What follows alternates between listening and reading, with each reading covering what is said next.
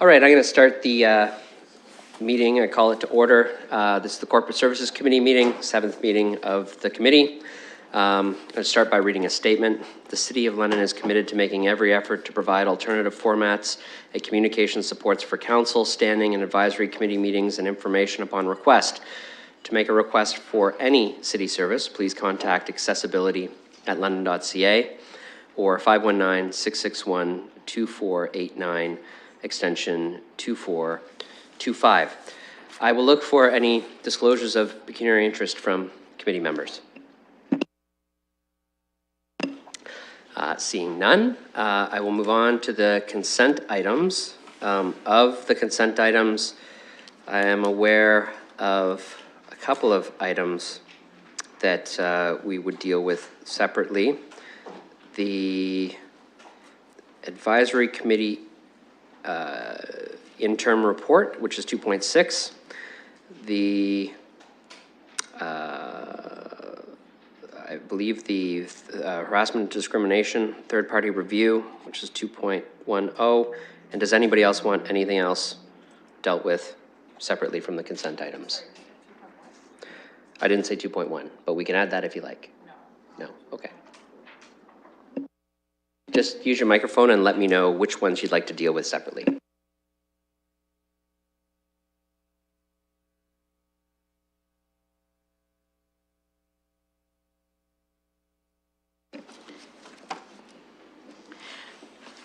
Uh, 2.3 and 2.4. Okay. Councillor Van Meerberg? Oh, okay, you're good then? Everybody else is good? I will note that Mr. Coxhead is going to make a comment on 2.9. We don't need to deal with it separately. He's just going to note an adjustment. We are able to just deal with that adjustment in the consent items. So as we pull up the remaining consent items, which is everything with the exception of 2.3, 2.4, 2.6, and 2.10, we'll pull up the motion for the rest. And Mr. Coxhead, if you want to make your comment on the public sector salary disclosure report. Thank you. Through the chair, we'd like to make one small adjustment to the third bullet in our report. We'd like to adjust the 2 to a 3 employees who are members of the Civic Employees Local Union number 107. And we'd like to add an additional bullet, 1 QP, Local 101 employee. So if no one has any objections, the clerk has that information. It can be prepared right in the consent agenda report. I didn't feel the need to pull it. It was just an additional piece of information. Unless colleagues have questions about that, I would look for a mover and seconder of all of the consent items that we've left. Councillor Hummer, Councillor Kaibaga. Any discussion or comments on the items that are remaining?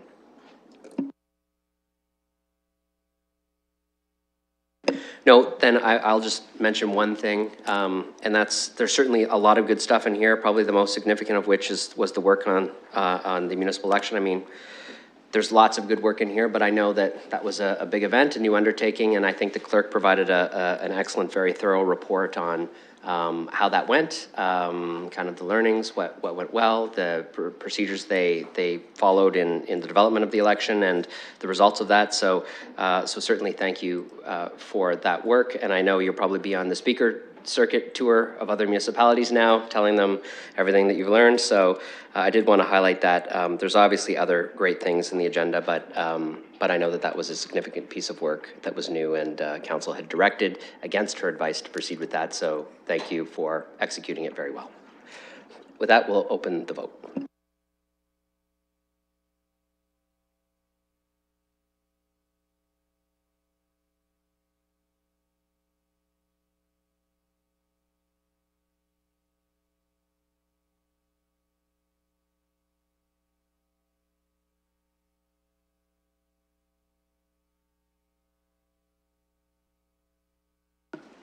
Closing the vote, the motion's carried 5-0. So if you were here in the audience from the Argyle, Hamilton Road, Hyde Park Hyde Park or East London BIA, we just approved all of your budgets and recommended them to the council. So I just wanted you to know that, so you don't have to stick around. Now we'll proceed through the things that were pulled from the consent item. So the first was 2.3, the Integrity Commissioner report, and Councillor Kaibaga, you pulled that, and I'll go to you for some comments.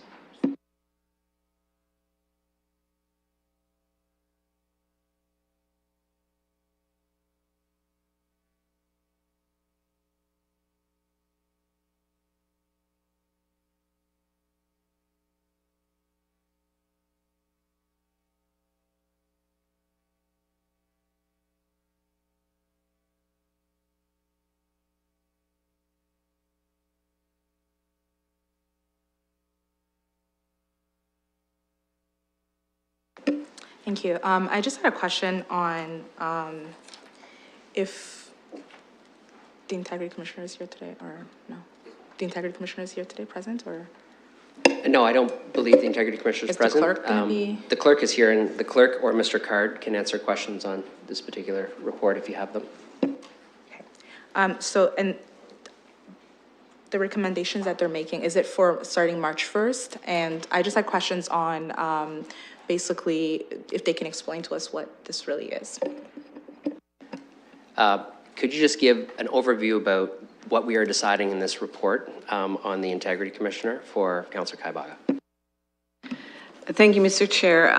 The report is recommending that I come back in April with a draft agreement to extend the term for the Integrity Commissioner to Mr. Stewart for an additional 2-year period. The current contract does not expire until the end of May of this year. So, it's seeking direction to bring forward an agreement for consideration in April before the Corporate Services Committee.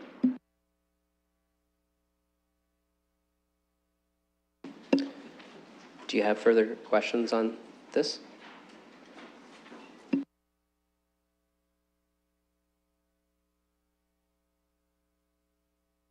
Okay, I'll look for a mover and a seconder. Oh, question? Councillor Van Meerbergen. I just wanted to confirm how this position is paid. Like, is it a flat rate for the length of the contract on a monthly basis, bi-weekly? And the second part of my question is, how much would that be? Ms. Saunders. Through you, Mr. Chair, it is an hourly rate. So it's $250 an hour for the amount of time that the Integrity Commissioner is spending on this item. So it's based on an hourly rate, and in 2017, we spent $8,000, and in 2017 and 2018 it was around $6,000.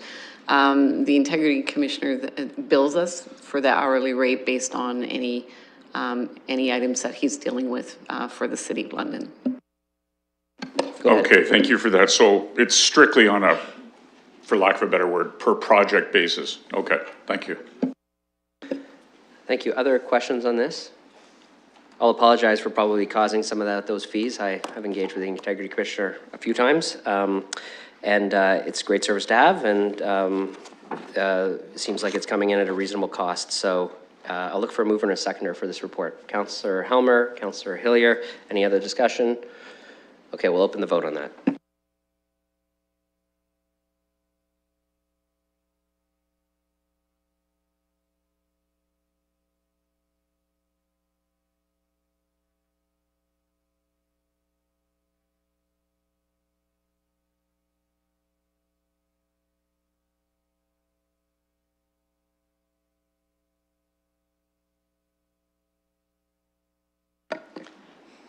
Closing the vote, the motion's passed 5-0.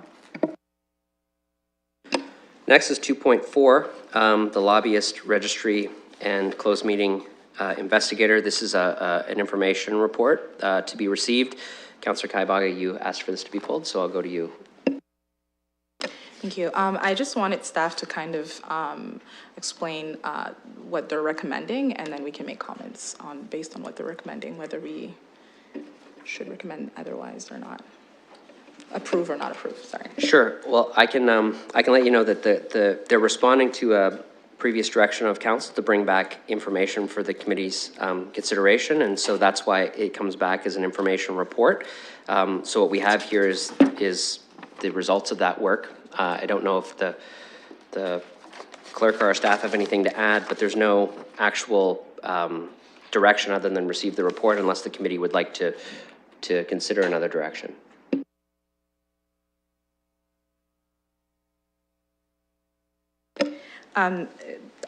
Maybe I might be wrong, but it was my understanding that they are recommending not to go with a lobbyist registry, or is that correct? Ms. Saunders. Through you, Mr. Chair, the recommendation is to receive a report, which is basically to take no action with respect to these positions. We're recommending to continue with the Ontario Ombudsman as our ombudsman for closed meeting investigations. And we do not believe that, given the enhancement to the Municipal Act and the Municipal Conflict of Interest Act, that a lobbyist register is needed at this time. Go ahead. So I just want to comment that I would encourage my colleagues not to accept this report, that we do go for lobbyist registry, because I think that it's a favorable one, and it is more transparent for our local democracy and for the people who elected us. And many people in our community have voiced their opinion on this, and I would suggest that we do not or defeat this motion and approve a different motion to move forward with the lobbyist registry. Thank you.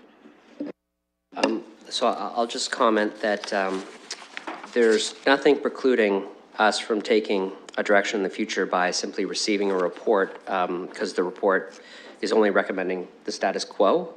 And if you would like to take a different direction, you could certainly bring that forward today, or if you're not prepared today, at a future committee meeting based on the information that our staff have gathered in this report. So I would just let you know that would certainly be an option. I know Councillor Hopkins kind of initiated this process, so just so you know, you don't have to defeat the report. It doesn't preclude you from still taking an action later on.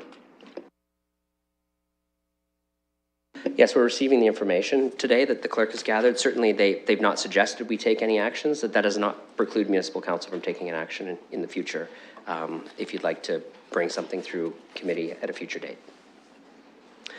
I'll look for a mover and a seconder of receipt of this report. Councillor Hillier, Councillor Van Meerbergen, any other discussion? All good? Okay. All right, seeing none, we'll open that for voting.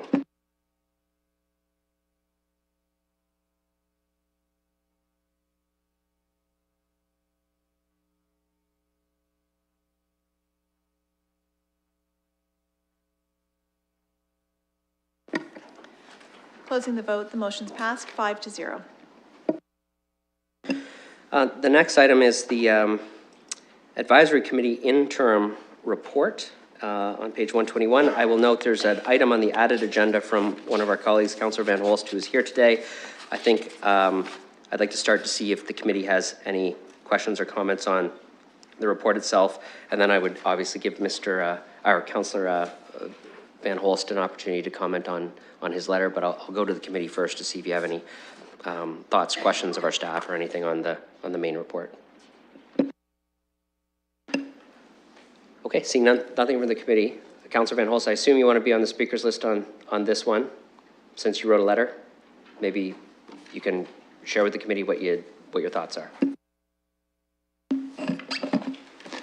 Thank you, Mr. Chair. So the letter just indicates that there might be another possibility of looking at the advisory committees and maybe viewing them in a couple ways.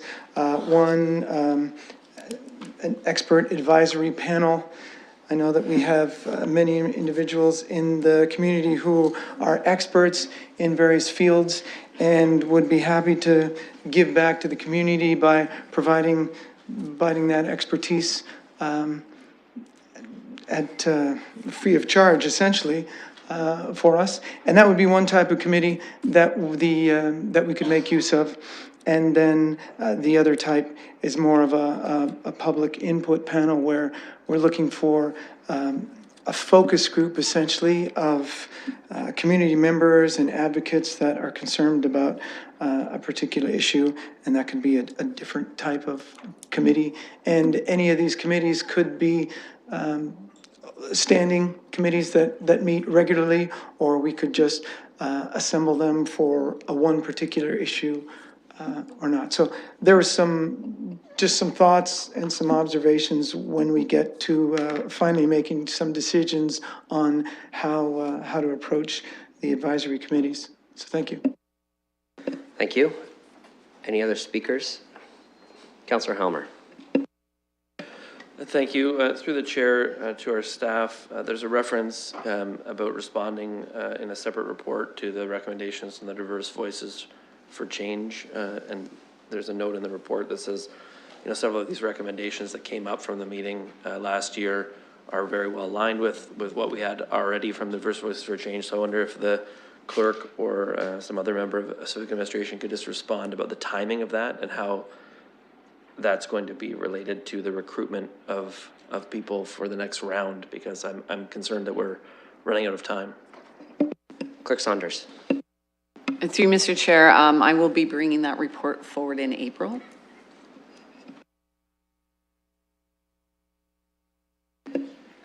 Further questions? Councillor Helmer. Just to respond to what Councillor Van Holst's suggestion is, I'm not so sure about that. I think it's an interesting idea. The sort of last part of your communication, I think the implication is that time and money is being wasted now, and I don't think I really agree with that premise. The idea is that it'd be less likely to be wasted under some future system. I think the implication is that we're wasting people's time and money now, and I don't agree with that. I think the advisory committees are actually doing some really great work. I think some of them are functioning very similar to what Councillor Van Holst is suggesting already, essentially with a different name. The Ecological Environmental Planning Advisory Committee, for example, is sort of stacked with people of expertise and are providing input. And I think it's sort of the model that what Councillor Van Holst is suggesting. So that kind of already exists in the status quo for some committees. Similarly, the Heritage Group, you got a lot of people with a lot of expertise providing input on the Advisory Committee on Heritage. The idea of creating and stopping and starting panels for specific topics, I think there's a lot of overhead costs associated with the creation and maintenance of those things on an ad hoc basis. So I'm not convinced that that's a great idea, but it is different, and it's different from what we do with the public information centers and so on. So I think it's good that Councillor Van Holst is bringing it forward. I wanted to just let him know in the meeting that I think maybe there's some things in there that are promising, but I'm not sure or not convinced at this point that that's the right model to go with. I'll have to think about it. Thank you. Other members of the committee who have comments on this? If not, Councillor Van Holst had his hand up again. I'll go to him again. Thank you, and I appreciate the opportunity to respond to Deputy Mayor Helmer's comments. Through the chair, of course, right? Through the chair, exactly. And I know that I've heard from some advisory committee members that they're themselves frustrated. And so that would be my example of time being wasted. They think their own time was being wasted because they don't seem to be having the effect that they would like. And of course, I accept everything that the Deputy Mayor has said. It's just the devil's in the details. So I haven't outlined how we might go forward with something like this. And so, of course, those objections could be made at such a high-level recommendation. But thanks.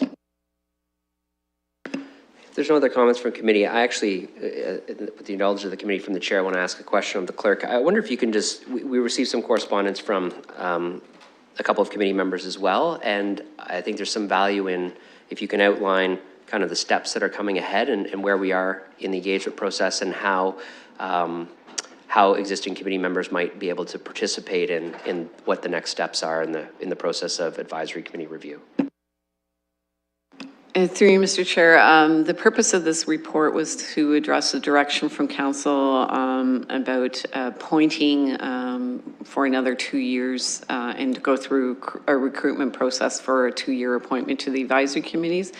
And after that appointment, then staff would then be engaging directly with each of the advisory committees to seek their input with respect to their terms of reference and any concerns or changes that they would recommend, and then we would report back on a more comprehensive review of the advisory committees, including the working groups as well. I did receive a phone call from a member of an advisory committee on Friday expressing some concerns with moving forward with the recruitment process. At this time, the concern was that we may lose some valuable information from current advisory committees members that might not be reappointed. I expressed to that person we could certainly continue to invite the previous members into that process. However, there was some suggestion that perhaps instead of moving forward with the recruitment for the 2-year period, to continue to appoint the current members for another year and deal with any vacancies that might occur during that period of time, and then review the terms of reference with the existing advisory committees. Meaning, from a staff perspective, I have no concern with that. We were simply responding to the direction that was given to us. Thank you to the clerk. I'll go see if the committee has any other comments or thoughts, and then if not, or no other directions are considered, then I would look for a mover and a seconder for this. Any other thoughts? Councillor Helmer. I think it's a reasonable way forward. I think we're working our way through the review, and going with a little bit less restrictive requirements, I think is helpful, especially the cross appointments. I think that's where we get, there's some benefit to the cross appointment, but it also is essentially reducing the number of unique people who are participating, like the number of opportunities there are for people to participate. So I think the horizontal linkages that is creating between the advisory committees is helpful, but it does limit people's opportunities to participate. So I think the at-large system doesn't prevent the exact same kind of configuration from happening if that's what happens when people apply. It does give a little bit more flexibility. So especially on an interim basis, like a 2-year appointment, I think it's a reasonable way forward considering where we're at in the process. So would you like to move it then? Okay, seconder from the committee. Councillor Van Meerbergen, any other discussion or debate? Okay, seeing none, we'll open that for voting.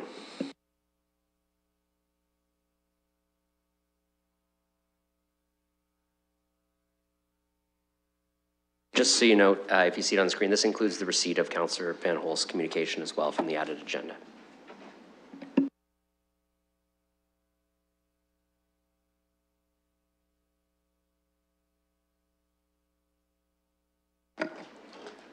Closing the vote, that motion is passed 5-0.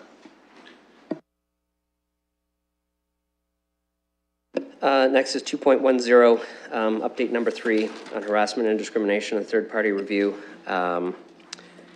workplace assessment and recommendations. It's a very comprehensive report. I know Mr. Coxhead is prepared to provide an overview should the committee want to discuss this in any detail, but I would look to see if there are colleagues looking to discuss this particular item. I was asked to have it separate, but I'm not sure how many people want to go into extensive detail on this. All good?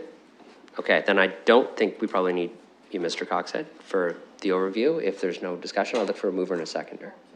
Oh, now someone would like to hear what you have to say, so could you just give the overview of the report, what it's doing and what comes next? I think Martin would like to make some introductory remarks, and then I'll take it from there. Mr. Hayward. Thank you, Mr. Chair. So first of all, thank you for allowing us to present this important independent workplace assessment to you. We got it to you at the first opportune time after the release of the report. The survey includes both current and former employees, and I'd like to point that out to you, and that's on page 2 of their report, or page 157 of your agenda. And while the report suggests some improvement in management style on page 7, or 162 of your agenda, it clearly shows we have some work to do. I would point out that we're all in this together because the source of the harassment, discrimination, bullying, intimidation, and reprisals are managers, supervisors, co-workers at all levels in the organization, elected officials, union leaders, and social media, which is pretty well everybody. I said before, if one person experiences harassment, discrimination, bullying, intimidation, or reprisal, that's one too many. And we want a workplace that's free from these issues, and I hope these recommendations will help move us that way, and we're prepared to implement them as quickly as we possibly can. But I'll ask Bill then to provide any comments that he has in addition and talk about where we go from here. Thank you, Martin. Through the chair. Our report summarizes the report from Reuben Tomlinson that was provided last week. We're back to you with recommendations as to how we would proceed from here. What we're recommending at present is that you receive the report, both our report and the report from Reuben Tomlinson's, and that we be directed to immediately begin the development of a new harassment discrimination policy that we would call a respect in the workplace policy, and that we get on that right away. While that's ongoing, that we would develop a plan to bring back to committee and council for your approval and endorsement that would demonstrate how we would act on any or all of the recommendations coming forward from Reuben Tomlinson. For your benefit and for the folks at home, Reuben Tomlinson has identified a number of areas of concern. They center around improving employees' understanding of the complaint process, clarifying rules and duties within the internal complaint process, increase employee trust in the internal complaint process, improve employee satisfaction with the internal complaint process, enhance skills of managers to perform their roles in addressing complaints, address employee fear of reprisal for raising complaints in the workplace, and create accountability for actions taken in response to the internal complaints. The recommendations in summary form, and I'll just hit the highlights for you, one is to simplify the policy, and that's what we want to get on right away. And a policy that's easy to understand, it's in plain language, that's easy to navigate for folks to get timely resolve. Improve managerial competencies. One of the methodologies is to invest further in our managers to be cognizant of these types of behaviors in themselves and in others, and to make steps to change the competencies of managerials as a whole. Improve timeliness in the trust in the process. These investigations take too long. The longer they take, the worse it is for everybody involved. Improve communications and accountability. At the very end of these processes, trust is lost because they don't believe folks are satisfied that the outcomes were adequately communicated, that they're not sure whether there were consequences for actions taken if there were substantiated claims and those elements, and that there's work that we can do to improve that. Address fear of reprisal. This is a big one for folks. It leaves in two veins. One is around whether they even make a complaint in the first place, and alternatively, if they make a complaint, what happens to them as a result of that complaint. And there's a lot of work to do. That was, as Reuben Tomlinson put a lot of emphasis on us working to fix that one. Improve transparency. I think you're seeing here is we're trying to be as transparent as possible. We released this document to all employees last Wednesday in advance of it going public so that they'd be aware of the report in its entirety, including this report that you have. They also make recommendations with respect to reporting. As you know, we do some reporting at present. It's probably inadequate in order to build trust and confidence that the organization takes harassment discrimination seriously, and that what we do to accomplish it. Establish a new role of an ombudsperson, and it's really important about with respect to what this individual would do to assist employees, to advocate on their behalf, to ensure procedural fairness and transparency. So that would be an advisor to the city manager in that regard, is what they're recommending. And last one is and I already spoke briefly to this, is the transparency aspects of releasing this report and having transparent aspects of what we're doing with the 90-day plan that we'll be developing, communicating it to our employees, and to ensure that plan ultimately addresses the issues that were defined.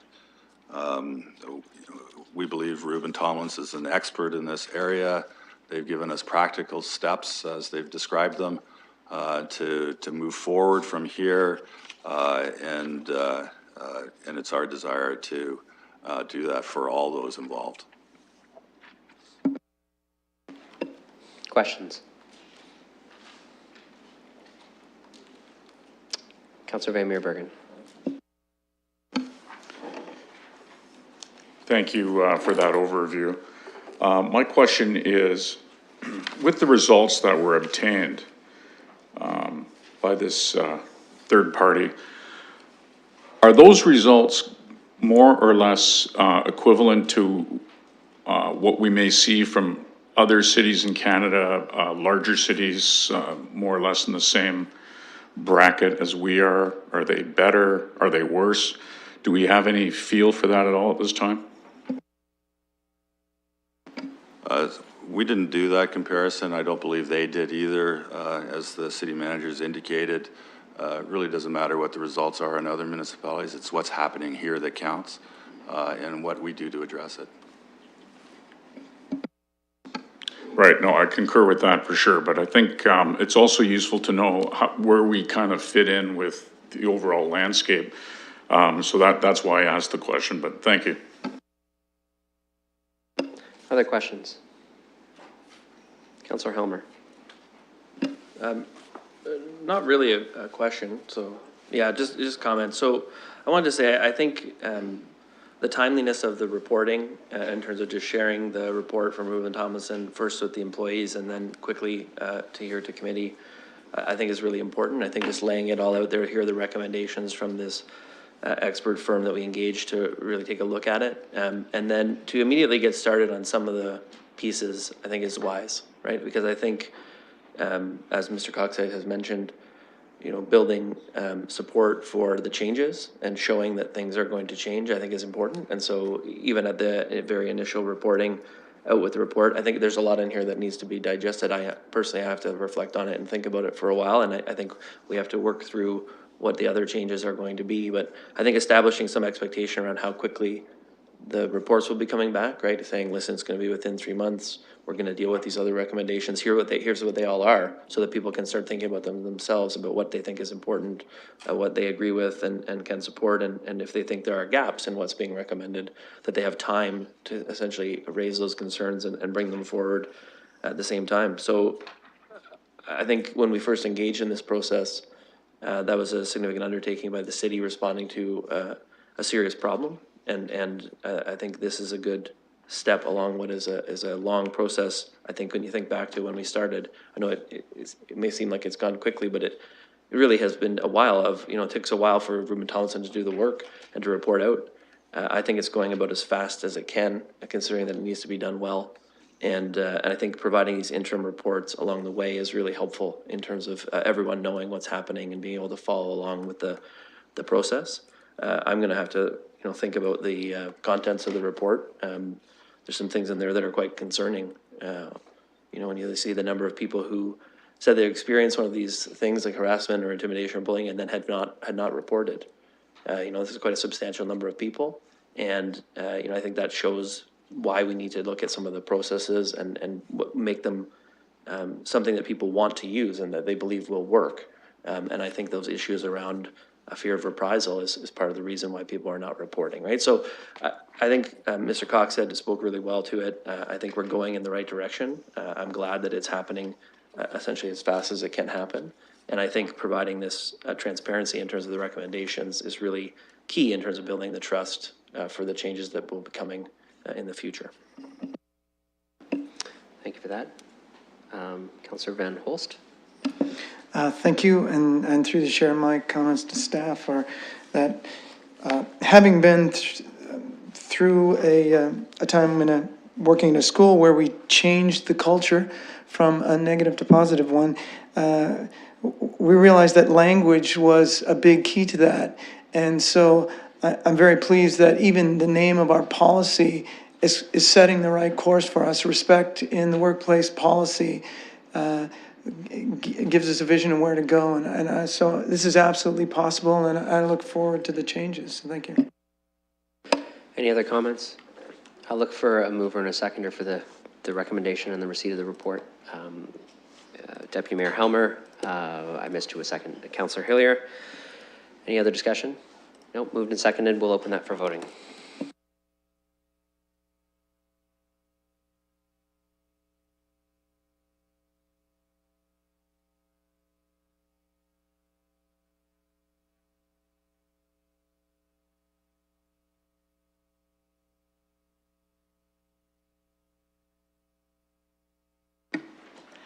Closing the vote, the motion's passed 5-0. Okay, I believe we've exhausted the consent items. There are no scheduled items. Items for direction, we have a number of them. The first one is the London Downtown Business Association Improvement Area proposed budget. I will note from colleagues that we have several delegation requests. Two of them in particular are related to this item. So we will have to consider those requests and whether or not they be granted for today. I don't know if there's anything that our staff were expecting to present on this item before we move into considering the delegation requests or not, but I'll look to see if that's the case. Through the chair, no, we don't have anything specific. Basically, we've outlined everything within the reports. If there are specific questions, you can direct the questions on the budget to Downtown London specifically, as it's their budget that they've submitted. We've put some relevant articles from the Municipal Act, which is how we've brought this forward, and we're happy to answer any questions if you need us later. Great, so I'll look to committee. Would you like to ask questions of the report, or would you like to consider the delegation requests? Delegations? Okay, so I would look for a motion on whether or not we approve the delegations, and please refer to whether you are suggesting to approve one or both of them.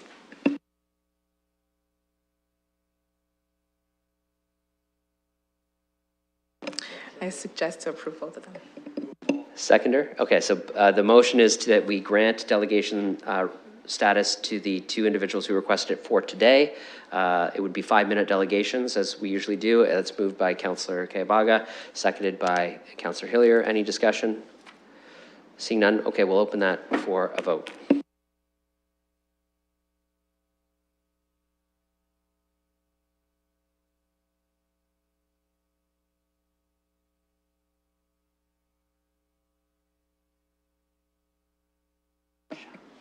Closing the vote, that motion's passed 5-0.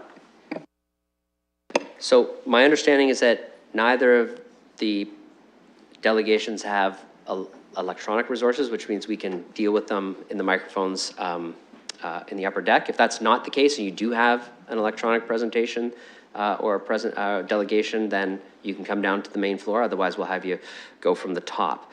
The first is a delegation from Sandy Weir.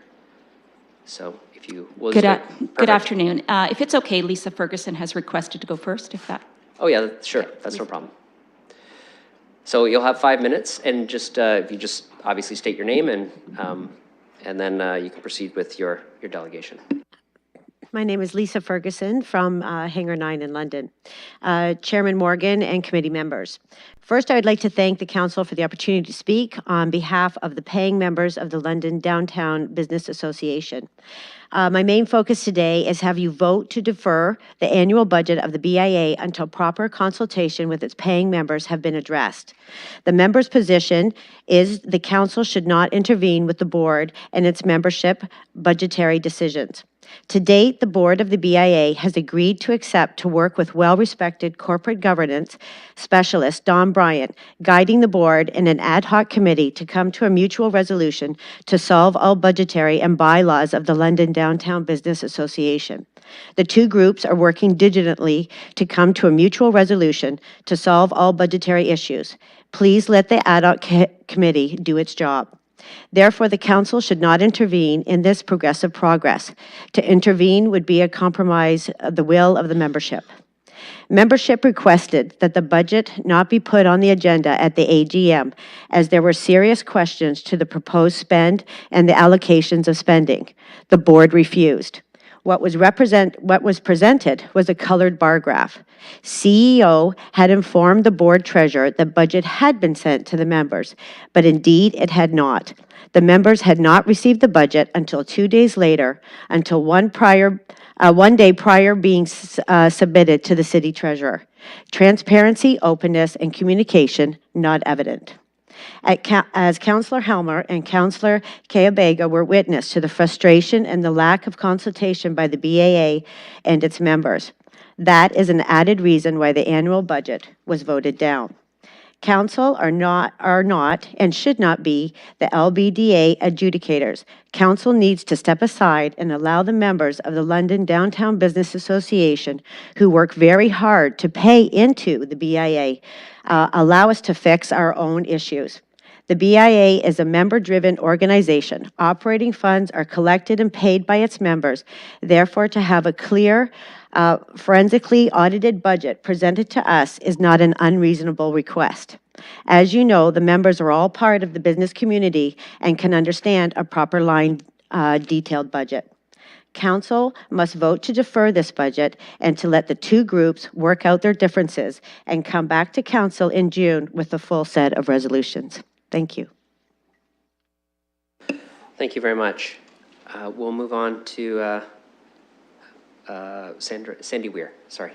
Good afternoon, Chairman Morgan and committee members. My name is Sandy Weir, and I'm here as a merchant and former board member of the Downtown London BIA to request that the vote on approving the budget be deferred. As you are all aware, the budget that sits before you was voted down by the membership at the AGM in January. It is unfortunate that Council has been asked to consider approval of a budget that was rejected by its membership. This contravenes the democratic process that is core to the governing of all BIAs. The Downtown London BIA, like all others, is entrusted with the levies paid by property owners and merchants in its jurisdiction. The board, as you know, acts as a representative of the membership and must report back to those members on how their $2 million in levies is being spent. The members of the Downtown London BIA clearly rejected the proposed budget before you. It is up to the board to reconvene the membership if it has a revised or more detailed budget to present. To approve any budget here that has not been approved by its membership goes against the democratic process the board itself upheld when it asked the membership to vote on the budget at the AGM. To approve the budget here today makes a mockery of the due process that exists and is quite frankly a dangerous precedent to set. As I mentioned at the outset, I was a board member for 12 months until I resigned in October 2018. Over the course of my time as a board member, I became concerned about the effectiveness of the investments being made on behalf of the membership. The budgets we reviewed at the monthly board meetings were very high level, so I requested to see more granular detail around spend in key areas like promotion, marketing, and advertising. That request was denied by the chair and the executive committee. As those who serve on other BIAs can tell you, including some of you at this table, that is not how board requests of this nature are dealt with. There should, and quite frankly, must be transparency on spending. I happen to also sit on a board of a BIA in Toronto, and on a monthly basis, all board members are presented with a detailed and granular P&L and balance sheet. Questions are welcomed and answered openly and transparently, as they should be. My initial request was simply to better understand the effectiveness of the $2 million annual spend. When my request for granular information was denied, I was left to fear that there was perhaps mismanagement or misappropriation of funds. Repeated requests for simple financial information were blocked and denied. I was left with no choice but to resign, with the stated reason being due to the lack of financial transparency and the hostile leadership at the board and executive level. There will likely be concern raised today about the ability of the Downtown London staff to do the work they need to do without an approved budget. We can address those concerns without risking mismanagement of the budget and respecting the democratic process. We propose that obligations around salaries, basic utilities, rent, etc. continue to be met, but that there be no contracts signed or commitments made until a budget is approved by its membership. Chairman and Council, this issue must be resolved between the membership and the board. An ad hoc committee has been agreed to by both sides, and that committee convenes for the first time this afternoon. Let us work through this murky mess and come back to you with a bylaw that better supports proper governance. Let the board go back to its membership with a budget that is worthy of their approval. We are on the right path to fixing this issue internally. Please consider deferring until the board can come back to you with a budget that has been approved by its membership. Thank you for your time. Thank you very much for both of your delegations. We appreciate your thoughts. Just for the committee's information, in preparation for this particular item, I did ask a couple of additional staff to come in case you have questions. Mr. Logan is here about any sort of potential consequences of delaying or changing a budget. So we have some staff in the room who will be able to answer hopefully pretty much any questions that come up. That's high pressure, I know. And also representatives from the London Downtown Business Improvement Area Board of Management are also here, and so we certainly have a good number of people who can hopefully help committee consider this matter. With that, I would look to committee members for discussion or debate, that sort of item. Councillor Kevaga. Thank you, Mr. Chair. I just have a question for staff through you. Can someone clarify in the Municipal Act who gets to approve a budget for BIA? Can we get some discussion, like some clarification on that? Sure, Mr. Card. Mr. Chairman, the Board of Management prepares the budget and the council approves the budget. There's no requirement for approval of the membership. Go ahead. So, thank you for that. Through you, Chair. I'd just like to make some comments. Yep, go ahead, whenever you're ready. So we just got the report actually on the state of downtown, the 2017 report. And if anyone hasn't seen it, I don't know if there's any staff here that could go over that a little bit, but it seems like there's been, the vacancy rate has dropped by 0.9 since 2007, since 2015.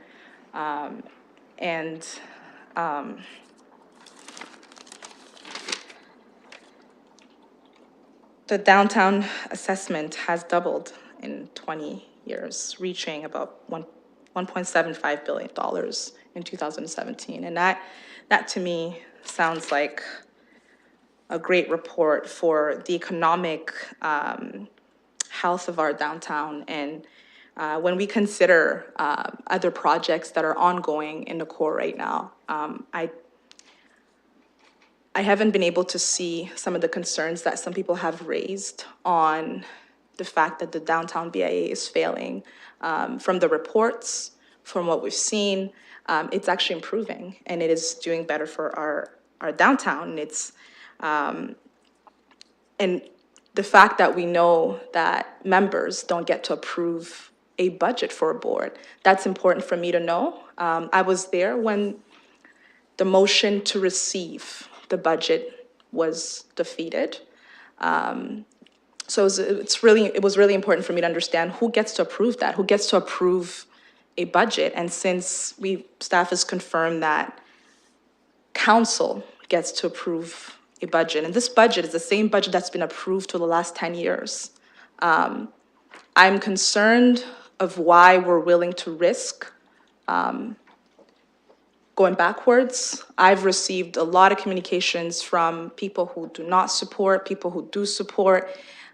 It's starting to sound like there's a deeper issue than what we can get involved in.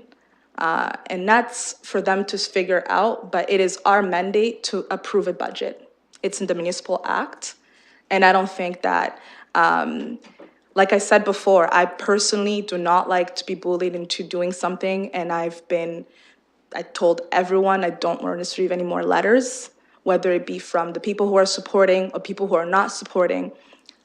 I want to follow through my mandate to approve a budget as the municipality approves that actually.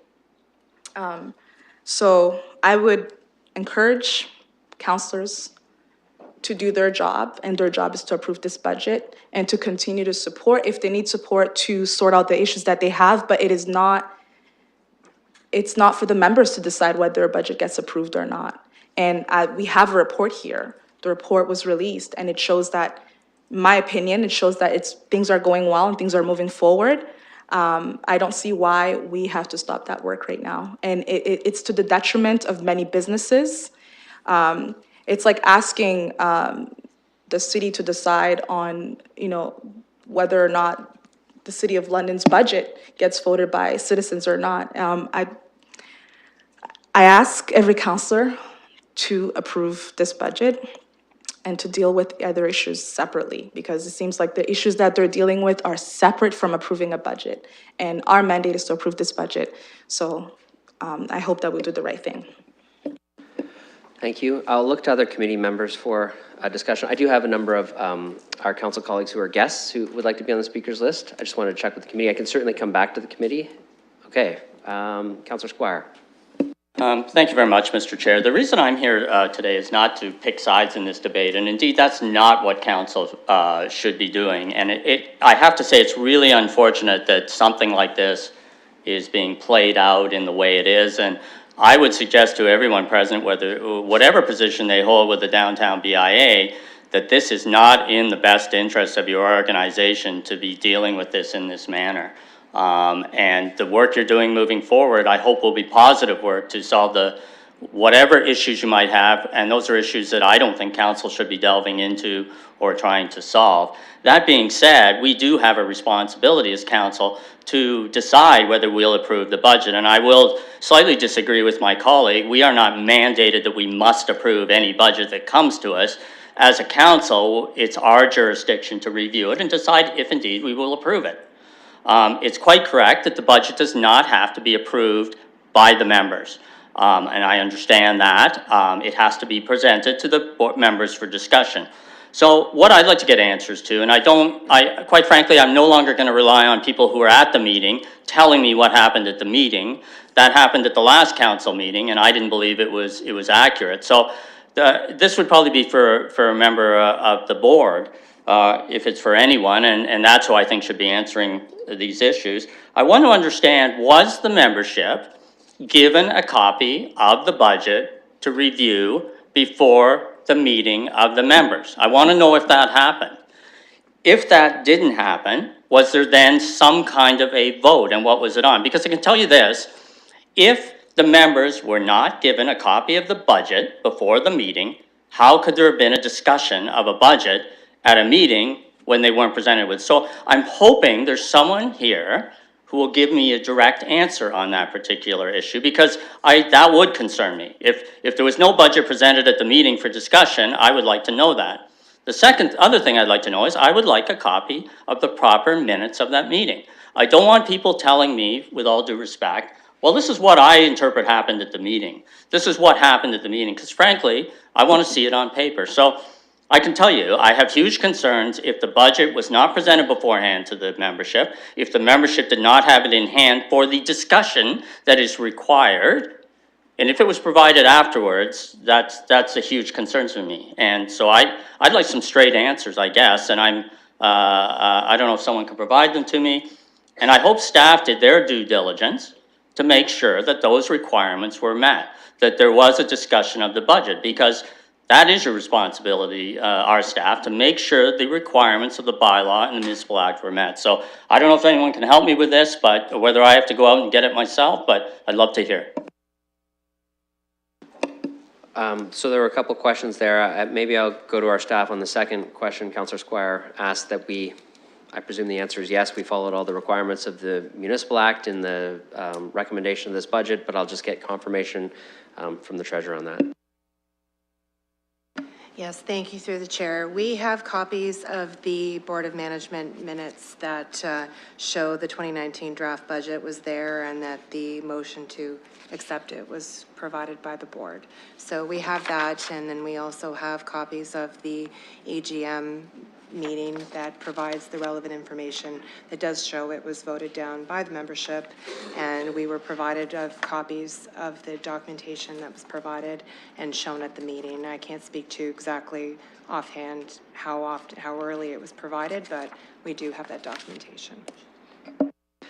And I know that there was questions. I certainly, what I don't want to get into as a committee is having a debate with members of the gallery. However, I do know that there are representatives from the Board of Management here, and so I'm gonna look if there's something that you would like to share information on that you hear here. I certainly want to give an opportunity to talk. What I don't want to do is get into a bunch of question and answers of members of the Board of Management on issues of their meeting. Certainly, question and answers on issues of their budget, that's what we're here to discuss, and I would expect that we would be doing that, but I'm going to be pretty cautious that we're not into basically I don't have a good term for it, but I want to make sure that we're respectful in our dialogue, and not that anybody isn't, but I'm just cautioning on that. Councillor Squire. Could staff provide, I don't know about my colleagues, but I would like to see that documentation that was provided. I understand you can't answer the question about whether the budget was provided to members before the meeting. That's the only other question I have in terms of whether there was a discussion about the budget. So if we can get an answer to that, fine. If not, that's fine. I don't know if the treasurer has that. Oh, Mr. Card has it. Mr. Chairman, I do have the documents, and I can forward them to the councillor, if that's the committee's wish. Okay, so you'll get those documents. Councillor Lewis. Thank you, Mr. Chair. I will just echo absolutely everything that my colleague, Councillor Squire, has just said. When it comes to us approving a municipal budget, we in fact listen to our members too. We listen to the public. We have public consultations on the budget. We get their feedback. We have business cases. We deal with amendments. And then ultimately we're accountable to them through an election process. The one piece that I want to add in terms of the budget that we have before us right now is I think it's also very important that colleagues keep in mind that this is a budget that's been presented to us by a board that it has come to our attention is actually operating outside the municipal bylaw around the structure of the board. It is oversized at the moment.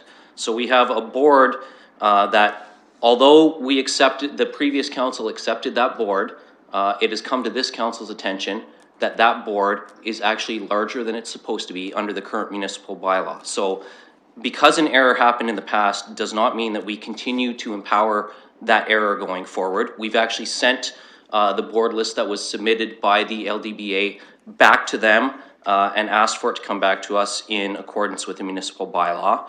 I listened to the public presentations, and I don't see a risk in stepping backward if we defer and provide an interim operating budget so that the lights stay on and the staff continue to get paid while this ad hoc committee sorts this matter out.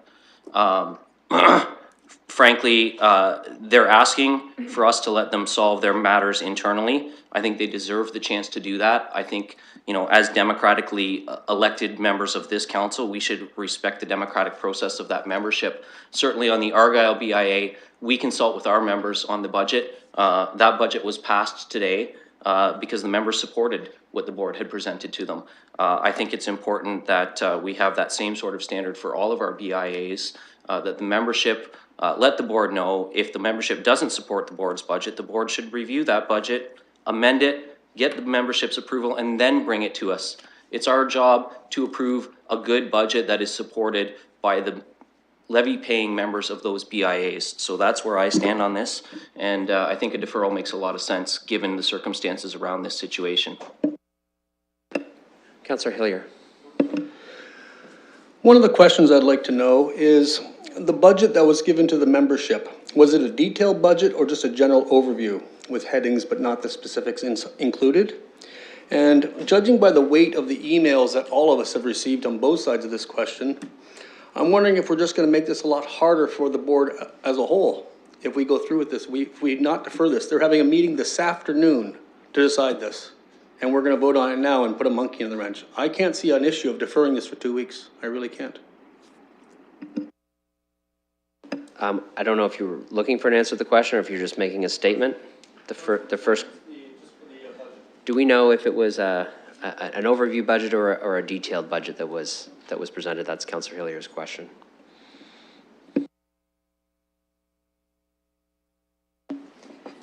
Through the chair, it's at the level of which you see presented in front of you. At the line items, so wages, telephone, stationery, etc. Yeah. Yes, so the answer, I'll just put it on the microphone, is the same as similar to what you see, if not the same as what you see in our report. I have Councillor Cassidy and then Councillor Helmer. Thank you, Mr. Chair. Thank you for recognizing me at your committee. I have some questions for staff. First of all, Councillor Lewis brought up the size of the board itself, and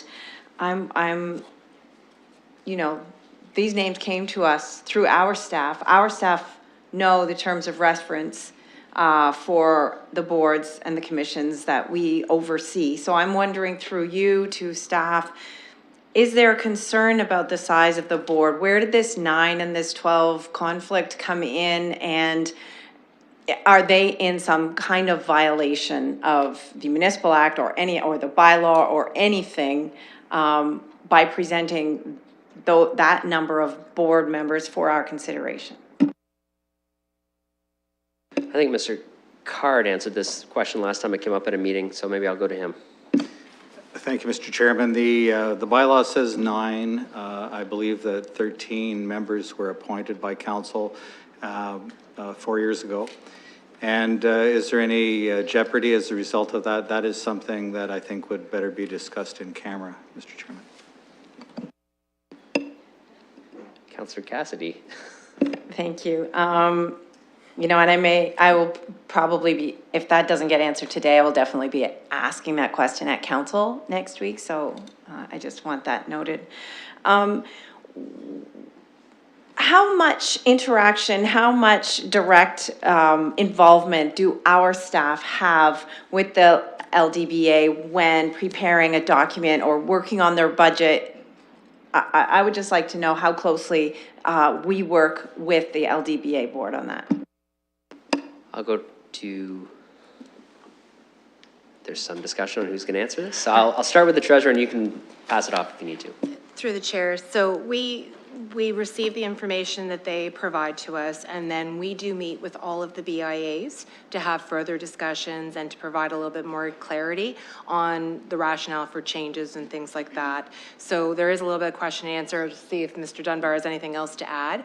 The one thing I do want to just to clarify, and I missed this when I went through, the budget, just to clarify Councillor Hillier's comment, was actually provided in 2 pieces. So a high level detail, and the BIA should be able to clarify this, is that they were provided in 2 sections. The detail that you see here was provided subsequent to the meeting and was noted in the minutes that it would be provided because the membership asked for it. The actual presentation at the meeting was at a higher level where they were brought together. I don't know if Mr. Dunbar has anything else to add in terms of the conversations that we had specifically with them to go through their budget.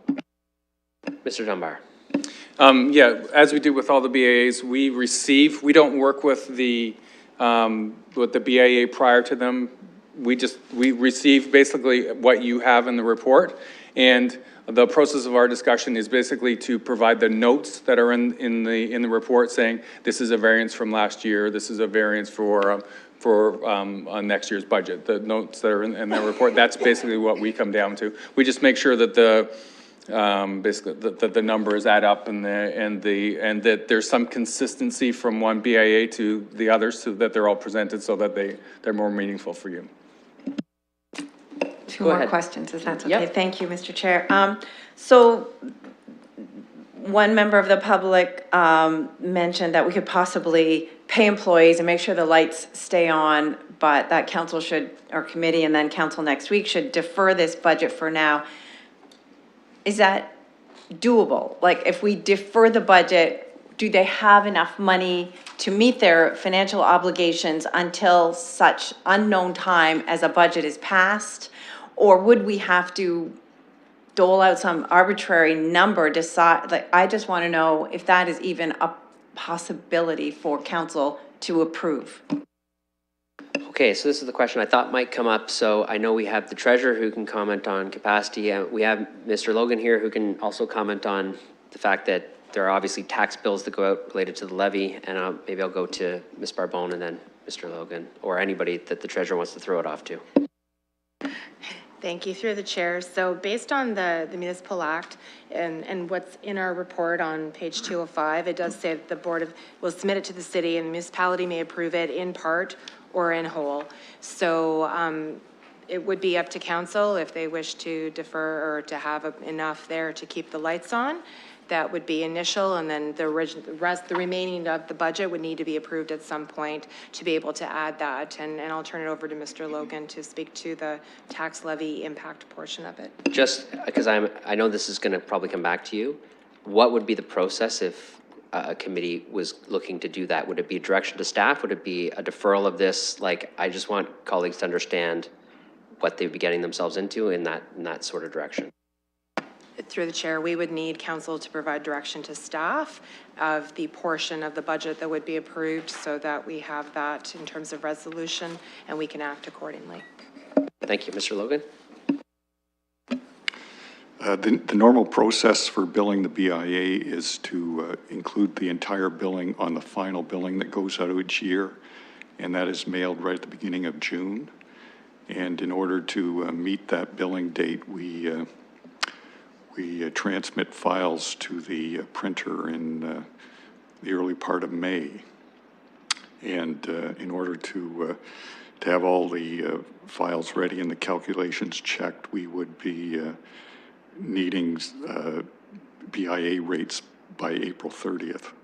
Before that, I would say no later than April 30th. What we have done in the past as a practical matter is we've advanced money to BIAs prior to the final billing, roughly equal to 50% of their annual levy requirement. And I think we have requests right now in from the downtown BIA to transmit an amount like that this year as well. So that would likely be the kind of think if council wanted to do some deferral, they'd want to consider approving that kind of amount. I noticed that the two budgets for 2018 and 2019, the municipal levy amount is actually identical, so it would be 50% of either of those amounts. Thank you, Mr. Logan. When you talk, I can picture the flow chart that you're working through, kind of going backwards through your time frame. I have, oh, sorry, Councillor Cassidy. I don't know if you were finished. It's a little bit of a question. It's probably more of a comment. The recommendation we have from our city treasurer is that the budget be approved. I can't imagine that the city treasurer would make that recommendation if she or any of her staff had concerns about this budget. And I guess want to ask through you to the city treasurer, were there any concerns with this budget? To the city treasurer. Through the chair. So from the city's perspective, we look at the budget in that it is in line with the expenditures that a BIA is authorized to do. It's consistent with what has been there for previous years. So although the membership is not pleased, there is, from a municipal perspective, there is nothing that is out of line from what a BIA would be allowed to do through the legislation. And it's very similar in past years. So that is why we brought it forward, and they've met the requirements in the Municipal Act. The details specifically within that, it's certainly up to council to change or advise in part or in whole to be able to provide it to go forward. Our perspective is that without a budget and approved budget, it doesn't allow any spending by the BIA until that occurs. So we did not want to hold it up from that perspective on the basis that it is not out of alignment with previous budgets that have been submitted.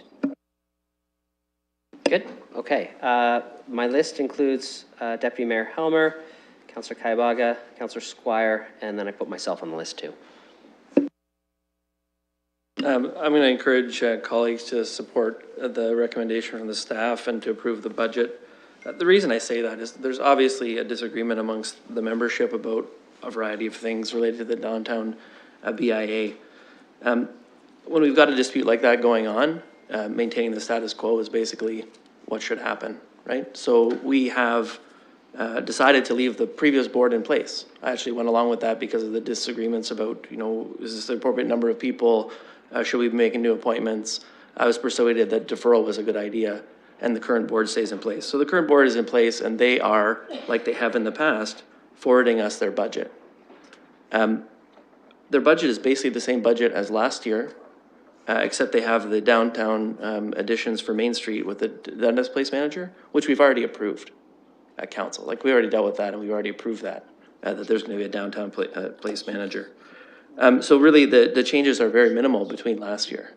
The BIA needs an approved budget so that they can have a levy and raise the money and then actually spend money. This bylaw that everyone keeps referring to, it includes something that says you can't spend any money unless it's approved by council in the budget. So it's a bit of a quandary. And I think in the meantime, like, there's nothing stopping some future board from saying, partway through the year, we'd like to revise our budget. They could do that after they get this thing sorted out. If it's different than this one, we can deal with that then.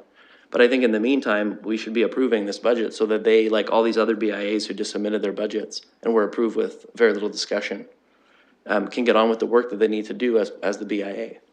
So I don't see this rationale for delaying or approving in part. I'm okay with these 10 line items, but not these other ones. I don't think that's a good idea. I think we should just approve the budget that's been presented by the board and the organization. They're the board that's in charge of the organization right now. In the future, if there's some new governance model and there's a different board, then we'll deal with a different budget. And I think it is quite accurate that it was presented to the membership and they did not accept it, right? I said that at the last meeting.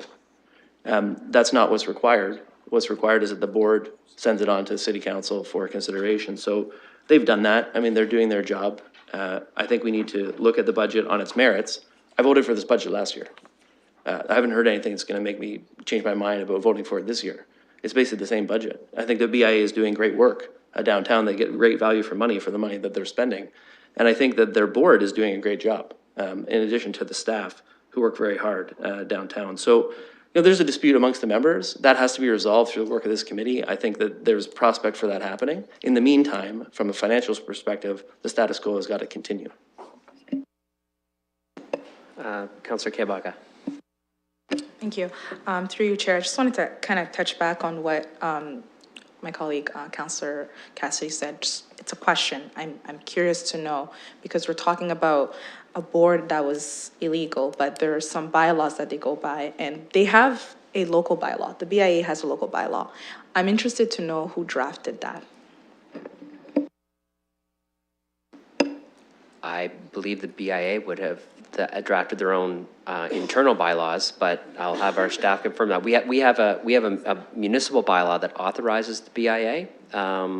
BIAs themselves can pass their own internal governance mechanisms to kind of guide themselves, but I believe in the version of the BIA's bylaw that I've read, nothing that they have in their bylaw supersedes or can supersede either the municipal act or the municipal bylaw, but I'll make sure I'm perfectly right on that, Mr. Card. Those statements would be true. Did our staff help in drafting their bylaw in any way that we're aware of? I'm not aware of that, Mr. Chairman, but Ms. McDonald is present if you wish to address that question to her. Would you like to address the question, or? Yes, okay, great. So we'll get you an answer. Yeah, hi there, thank you. Our local bylaw was passed in 2009, and I don't think there's any conflict here, but it was drafted by Mr. Card when he was in private practice, who's a municipal lawyer. So BIAs do generally have a local bylaw under which they operate. The municipal bylaw establishes the boundary. And previous to 2014, when our boundary expanded to include Richmond Row, our board was a minimum of 9. The nuance in that bylaw changed to 9, but we were under the impression at the time, maybe incorrectly, and we're going to correct it, that our local bylaw superseded the municipal bylaw as it came to the governance of the actual board. So if we're offside, we apologize, and we will bring that into line. Thank you. Okay, Councillor Kebaga, would you like to continue? So basically, it came back to council, council approved it, so there's no way we can really sit here and say that they were working illegally because council approved it, it was mine, because I also asked, I didn't notice actually that it was 13 members when it was submitted to council, and I went back and asked why there was 13 members, and they said it's 12 members, not 13. It's just a past president, and the past president is there to support, the past chair is there to support the new chair to get into their role. So I don't agree that this budget was brought forward with an illegal board. That's not true. And just like, just want to echo what my colleague here said. I think that we should move forward to approve this budget. I think that the internal issues that they have nothing to do with council, and they have to sort that out amongst themselves, and it has nothing to do with the budget. If we should move forward and approve this budget. Thank you. Thank you. I have Councillor Squire, myself, Councillor Van Meerbergen, and Councillor Lewis. Thank you, Mr. Chair. So I have another meeting, so this is one of those days when it's really bad to be a lawyer and be a politician. It's sort of cringeworthy because and I say that with all due respect, because I'm hearing a lot of my colleagues talk about things, well, the BIA is doing a really good job and we really like them and all those sort of things. And there's all of this stuff about whether they're doing a good job. I haven't said anything about that because it's completely irrelevant. But I've been able to figure out, I think, to pretty clearly what happened at this meeting, and maybe I'm wrong. So I'm going to disagree with the treasurer when she says this was all in compliance with the Municipal Act. So the Municipal Act's pretty clear that the Board of Management shall prepare a proposed budget in the form required by the municipality, shall hold one or more meetings of the members of the improvement area for discussion of the proposed budget. Now I look at the minutes and they're very helpful because what they say to me is, and what the treasurer confirmed is they came, apparently it looks like, to the meeting with some form of budget which wasn't sufficient for the membership. They wanted to have more discussion about a detailed budget. So a vote was taken and it was agreed to defer it, and I'm assuming that was for the next discussion about the budget.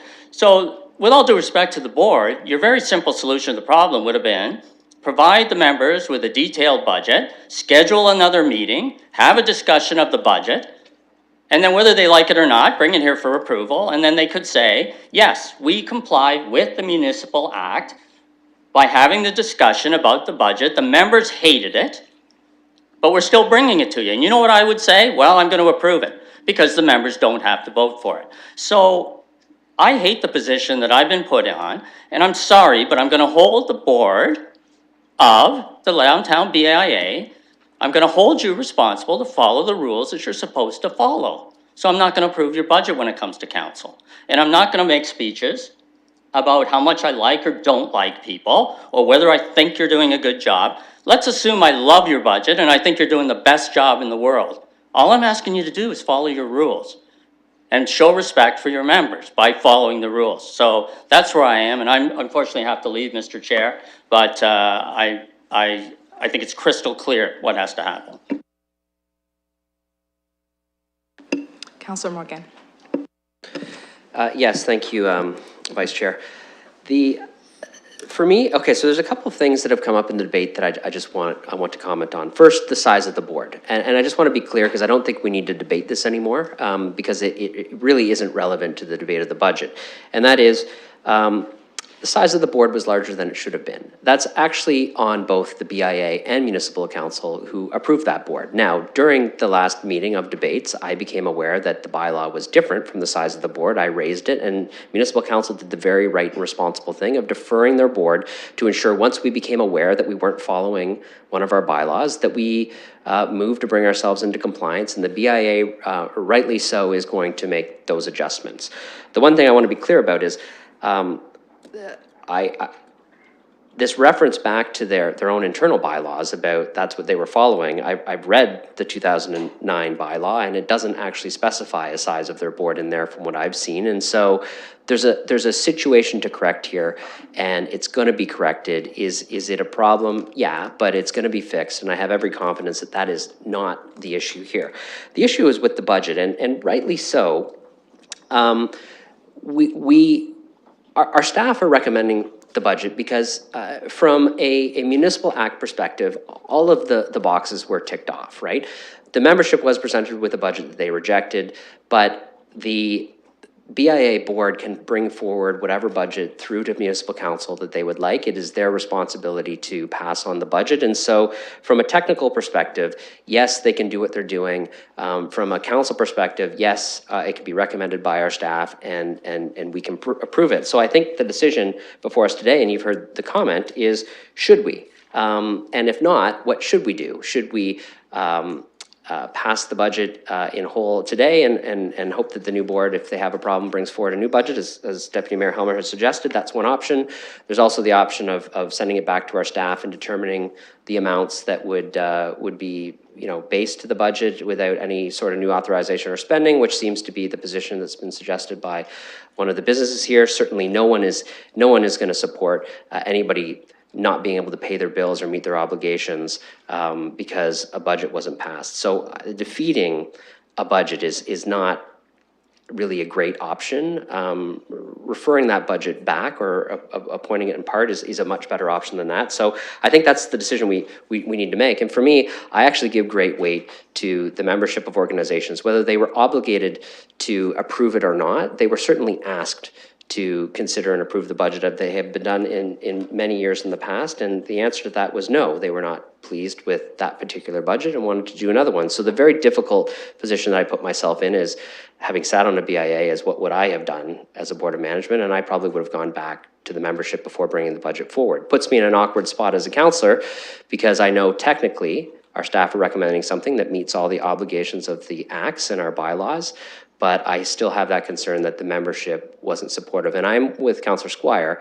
I am not really appreciative of being put in a very awkward position of being seen, no matter which way we vote, as weighing into what is an important issue that the BIA is resolving between its board and its membership. So I'm still going to listen carefully. I know there's a longer speakers list to where everybody's going on this, but my initial inclination is that there's got to be some sort of middle ground here where we're not interfering, where we're not fully passing a budget that is going to be interpreted as a very different way than we might think that it's being interpreted when we pass it here, and that there's probably time, given Mr. Logan's time frame, to have our staff take a look at what this compromise would look like and what the BIA could come back with, given what the comments that they've heard today. And so I'm hoping that we head in the direction of not passing into this committee cycle, but maybe referring it into the next committee cycle so that we can just give more time to everybody to have some cooler heads prevail and work through what I think is a very reasonable situation that the members and the board can work through, having heard all of the concerns that council has today. So those are my comments.